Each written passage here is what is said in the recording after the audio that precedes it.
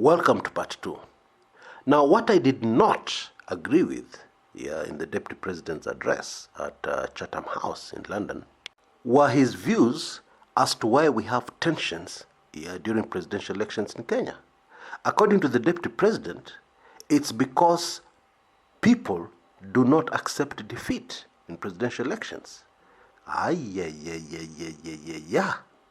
then he added a remark that I'm sure angered most of the country. He said that going forward, we should only allow Democrats to participate in the elections. Mr. Deputy President, with all due respect, are you serious? Now let's quickly go back to 2007. William Ruto was on the same side as Raila Odinga, though both in the ODM party. And using his language, his current language, the Deputy President's current language, Mwai Kibaki won those elections. But William Ruto did not accept the results, meaning that he's not a Democrat. And therefore, even going forward, if his own recommendations are to be followed, Democrats are not going to be allowed to run for, for president. Therefore, he should not be allowed, because there's irrefutable evidence, according to him, and according to what he's telling us, there's irrefutable evidence that he is not a Democrat. In fact, in the 2007 election, his refusing the results is what caused most of the chaos in the country and loss of life. And again, in the 2017 presidential elections, the Deputy President refused to accept the genuine results. And instead caused the server to disappear, to vanish with the real results. Therefore, is definitely not a Democrat and should not be allowed to vie for any presidential elections. And I'm taking those words from his own mouth, what he said. And I'm sure many people who lost the Jubilee nominations in the 2017 elections will agree with me that the Deputy President is not a Democrat. Because Bwana David Mrathe recently told us that DP William Ruto rigged the nominations for the Jubilee Party in the Mount Kenya region and in Rift Valley during in the run-up to the 2017 elections. Bottom line, people who live in glass houses should not throw stones. Yotaleta shida. And then my second question to the Deputy President. Does he mean that people who rig elections are the genuine winners of elections? Because the only free, fair, genuine election we've had in Kenya for president happened in 2002. We have never been able to have another free and fair election. And so, what the Deputy President was telling us yesterday at Chatham House is that Raila Odinga should not be allowed to participate in the next presidential elections. Indeed, he was also saying leading lights within the ODM party who resisted the rigged presidential elections in 2017 are not Democrats, and therefore they should not be allowed to participate in future presidential elections. And that, according to the Deputy President, will solve the problem of tensions in the country.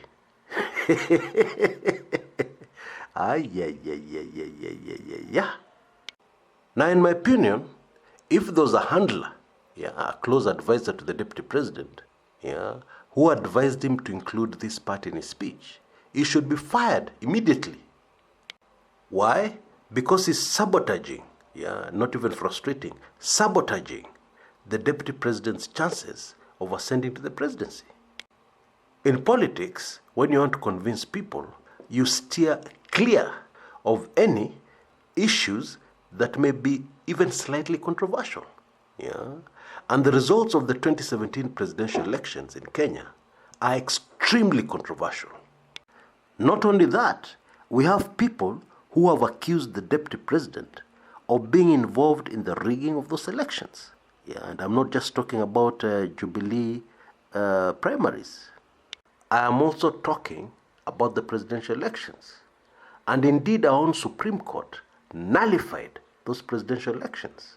And some of the people mentioned in the evidence presented to the Supreme Court that caused those elections to be nullified are people who are very closely linked to the deputy president. You will remember that the Supreme Court evidence told us that there was a man called Davis Chirchir, who was entering results of those presidential elections before even the elections had started.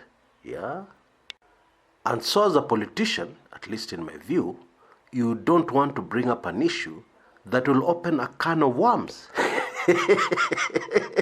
And this is precisely what the deputy president did yesterday by introducing that point, that our problem is people who do not accept results, election results.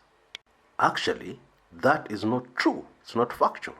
The truth is, the bare truth, the very naked truth is that in Kenya, people fiddle with presidential elections. And therefore, you do not expect even Democrats to accept the results of a fiddled election. You give Kenyans a free and fair election and then see who's going to complain or who's going to refuse to accept the results, and see whether that person is going to receive any support from Kenyans. Pure and simple. The deputy president even went further and said the following, and I quote, "We have serious misgivings about what the court did." Of course, he was referring to the nullified presidential election. "But we said we will participate in the second election because we are democratic." I'm telling you, humor in Kenyan politics, that is extremely funny. You rig an election without shame, and then you say, we had serious misgivings about what the Supreme Court did, but we decided to participate in the repeat election because we are democratic. I think this should be in the Churchill show. That is extremely funny. It is extremely hilarious. And it is not the kind of thing that would make anybody president. Indeed, it is the kind of thing that would take the presidency very far away from a person who speaks like this. Going forward, my recommendation is that the deputy president sticks to issues. My recommendation is that even as attacks from David Murathe escalate, he should divert the attention of the country towards real issues. Because the Kenyan people are crying for issues. The Kenyan people are desperate for politicians to discuss issues. And the deputy president is going to gain a lot of mileage by sticking to issues. He can only defeat his political opponents by sticking to issues, and avoiding at all costs glass houses. Glass houses like who really won the 2017 presidential elections. That one is throwing a barrage of stones towards the glass walls of the glass house where you're living. Definitely not a good idea. The other thing that the deputy president can greatly use to his advantage, based on what we saw at Chatham House yesterday, is his knowledge on Kenya. Especially his deep knowledge of what makes the Kenyan economy unique and the strongest in the region. Now, if truth can be told, the deputy president is one of the people, is one of the forces behind a lot of changes in government, especially in terms of making government services more accessible and more efficient. I'll give you one example, the Huduma centers. Many Kenyans have forgotten what it was like before the Huduma centers came along. For instance, if you lost your identity card, your national identity card, getting a replacement, it was such a serious nightmare that people used to risk their lives. People rob you, and these people are serious, and you find a victim saying, please, just return my identity card. Take everything else, but return my identity card. A clear indication that you're a victim and you fear these criminals who are robbing you, maybe at gunpoint, but you fear, you fear more the consequences of losing your identity card. That is a fact. But the Huduma centers have changed all that. And many Kenyans don't know this, but credit for that, has to go to the Deputy President. At least some of that credit. So the Deputy President will create more mileage for himself by sticking to such issues, sticking to his successes thus far, within the Jubilee government, and not by issuing threats, telling people, mupende mspende, I'm going to be president in 2022. At least that's what his camp is telling people. Or statements like, DP William Ruto's march to State House is unstoppable. Surely the Deputy President's handlers can find another forum to address, in which they can aim their barbs at those within the Jubilee Party that seem to want to stop the Deputy President from ascending to power in 2022. And then, of course, the other great weakness of the Deputy President, which has played right into the hands of his political enemies, is his emotional nature. Very emotional reaction that comes out in everything he does. For instance, it is very rare for the Deputy President to miss an opportunity to throw barbs at Raila Odinga. And even at Chatham House, he threw barbs at Raila Odinga. How? The comment he made that only Democrats should be allowed to participate in future presidential elections, and the comment that the problem in Kenya, what really brings tensions, is people refusing to accept election results. Those were direct barbs at Raila Odinga. The Deputy President did not need to mention his name.